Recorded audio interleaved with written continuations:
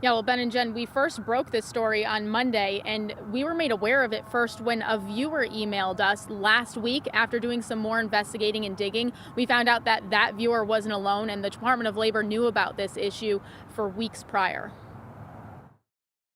So then I tried to contact unemployment, which is next to impossible. Like these days, it took probably 4 hours for me to get in contact with someone.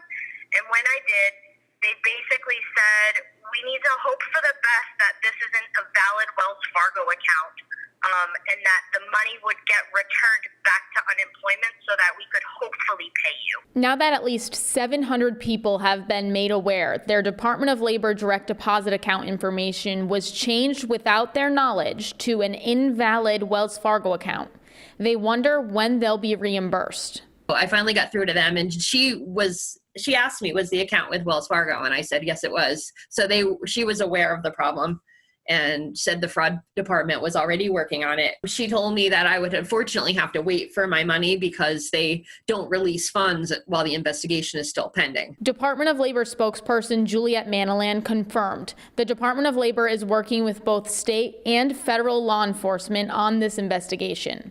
She did not answer when people can expect to get reimbursed. Kimberly and Allison are only missing one paycheck, but Jill, who first talked to Fox 61 News on October 8th, has not gotten a check since September 21st. Max Reese, Governor Lamont's spokesperson, told Fox 61 News the Department of Labor is working directly with claimants on this issue, and that the number of people affected total less than 0.1% of claimants. Whether the number is 50 or 500, to me, is almost immaterial. The question is, have we got a system in place with safeguards? Have we learned anything from what might have happened? We believe we know did happen, at least to one. The Department of Labor is required to notify the state of their losses, if any. Fox 61 News learned the department did send the state a memorandum in accordance with state law.